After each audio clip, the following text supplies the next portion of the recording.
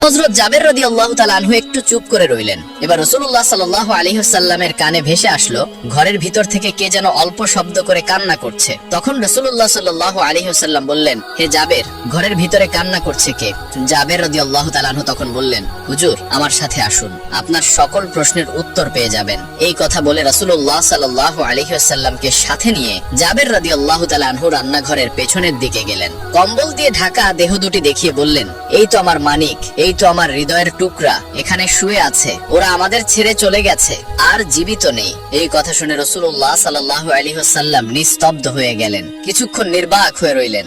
অতঃপর জাবের রাদিয়াল্লাহু তাআলা আনহুকে বললেন, ওরে জাবের, তুমি এত নিষ্ঠুর বাবা, আমি আগে জানতাম না। তোমার কলিজার টুকরারা তোমাদের ছেড়ে চলে গেছে, তা সত্ত্বেও আমাকে খাওয়ানোর জন্য পাগল হয়ে গেছো, এমনকি আমাকে বুঝতেও দিচ্ছ না। তোমাদের বুকে দুঃখের পাহাড় বয়ে যাচ্ছে, তোমরা আমাকে এত ভালোবাসো। তখন রাসূল সাল্লাল্লাহু আলাইহি ওয়াসাল্লাম মাটির উপর বসে পড়লেন এবং দুই ছেলের বুকের উপরে দুহাত রেখে বললেন, হে জাবেরের ছেলেরা, আমি আল্লাহর রাসূল তোমাদেরকে ডাকছি, তোমরা উঠে বসো আমার সাথে খাবার খাওয়ার জন্য।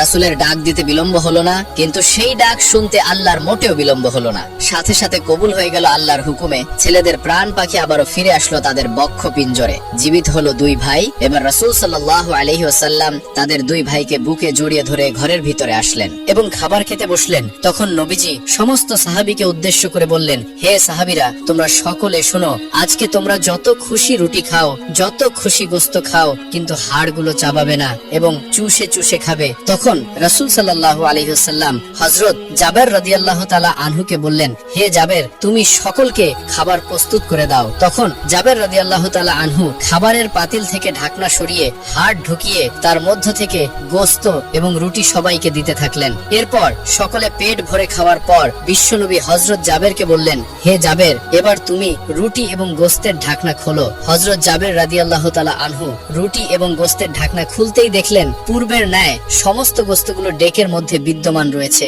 এক টুকরো গোশত কমই নেই এবং রুটিগুলো পূর্বের ন্যায় যা ছিল তাই রয়েছে। হযরত জাবের রাদিয়াল্লাহু তাআলা আনহু এই দৃশ্য দেখে অত্যন্ত অবাক হয়ে গেলেন। এরপর বিশ্বনবী হযরত জাবের রাদিয়াল্লাহু তাআলা আনহুকে বললেন, হে জাবের, তুমি গোশত খাওয়ার সমস্ত হাড়গুলো আমার সামনে নিয়ে আসো। হযরত জাবের রাদিয়াল্লাহু তাআলা আনহু হাড়গুলো বিশ্বনবীর সামনে এনে উপস্থিত করলেন। এরপর হাড়গুলোকে সামনে রেখে নবীজি আল্লাহর দরবারে দোয়া করলেন। সাথে সাথে জাবের রাদিয়াল্লাহু তাআলা আনহু এর ছোট ছেলেটির সেই বকরিটি হাড়গুলোর মধ্য থেকে বের হয়ে এক দৌড় দিল।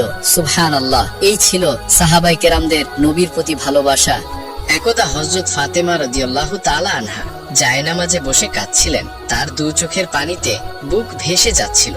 এমন সময় হযরত মুহাম্মদ সাল্লাল্লাহু আলাইহি ওয়াসাল্লাম ফাতেমার বাড়িতে আগমন করলেন এবং ফাতেমার ঘরে প্রবেশ করে দেখতে পেলেন জায়নামাজে বসে ফাতেমা রাদিয়াল্লাহু তাআলা আনহা অঝরে কাঁদছে। তখন বিশ্বনবী হযরত ফাতেমা রাদিয়াল্লাহু তাআলা আনহাকে উদ্দেশ্য করে বললেন, হে আমার কলিজার টুকরা ফাতেমা, তুমি তোমার জায়নামাজের কোণা উল্টে দেখো। তখন ফাতেমা রাদিয়াল্লাহু তাআলা আনহা তার জায়নামাজের কোণা উল্টে চমকে উঠলেন। তিনি বললেন, এ কি আব্বাজান, এ যে গলিত স্বর্ণের সদর দপ্তর গতিতে বয়ে যাচ্ছে।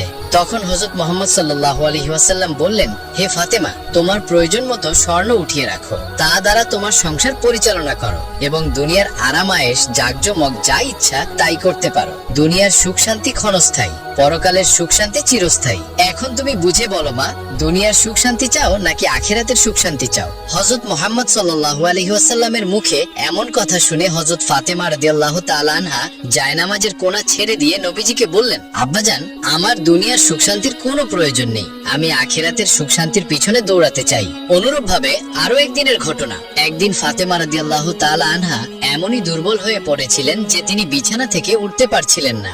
এই ঘটনা হযরত মুহাম্মদ সাল্লাল্লাহু আলাইহি ওয়াসাল্লামের কাছে পৌঁছালে নবী করিম সাল্লাল্লাহু আলাইহি ওয়াসাল্লাম ফাতেমাকে দেখার জন্য তার বাড়িতে তাশরিফ আনলেন। নবী করিম সাল্লাল্লাহু আলাইহি ওয়াসাল্লাম ফাতেমার দরজায় উপস্থিত হয়ে ডাকতে লাগলেন, কিন্তু ভেতর থেকে কোনো আওয়াজ আসছিল না। তিনবারের মাথায় বিশ্বনবী ফাতেমাকে উদ্দেশ্য করে আবারও ডাকতে লাগলেন। তখন ভিতর থেকে হযরত ফাতিমা রাদিয়াল্লাহু তাআলা আনহা জবাব দিলেন, আব্বা গো, আমি কেমনে দরজা খুলবো?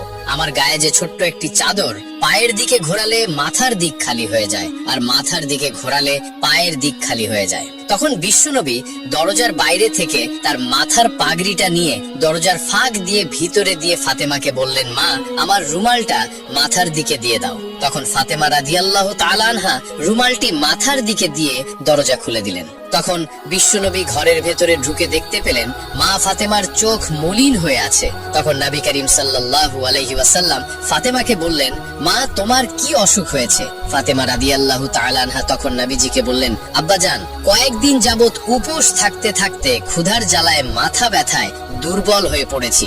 এটা শুনে হযরত ফাতিমা রাদিয়াল্লাহু তাআলা আনহাকে বিশ্বনবী বললেন, আমিও আজ 3 দিন যাবত উপবাস, অথচ আমি আল্লাহর নিকট তোমার চাইতে অধিক প্রিয়।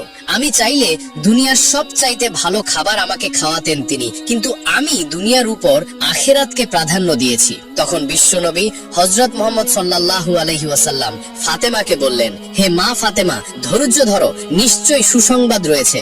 আল্লাহর শপথ করে বলছি, বেহেশতে তুমি হবে রমণীকুলের সর্দারিনী, বেহেশতের চাবি থাকবে তোমার হাতে। বিশ্বনবীর মুখে এমন কথা শুনে হযরত ফাতেমা রাদিয়াল্লাহু তাআলা চমকে উঠলেন। তিনি বিশ্বনবীকে বললেন, আব্বাজান, তাহলে বিবি মরিয়ম এবং বিবি আসিয়ার কি হবে? তখন নবীজি বললেন, মা, বিবি মরিয়ম তার সময়কার সকল মহিলাদের সর্দারিনী এবং বিবি আসিয়াও তার সময়কার সকল মহিলাদের সর্দারিনী, আর তুমি হলে এখন থেকে নিয়ে কিয়ামত পর্যন্ত যত মহিলা আছেন সকলের সর্দারিনী হিসেবে তুমি বেহেশতে থাকবে। আপনাদের ধন্যবাদ ভিডিওটি শেষ পর্যন্ত দেখার জন্য। ভিডিওটিতে একটি লাইক দিয়ে আপনার মূল্যবান কমেন্ট করে আমাদেরকে আপনার মূল্যবান কথাটি জানান। সেই সাথে আমাদের চ্যানেলটি সাবস্ক্রাইব করে আমাদের পাশে থাকুন। ধন্যবাদ।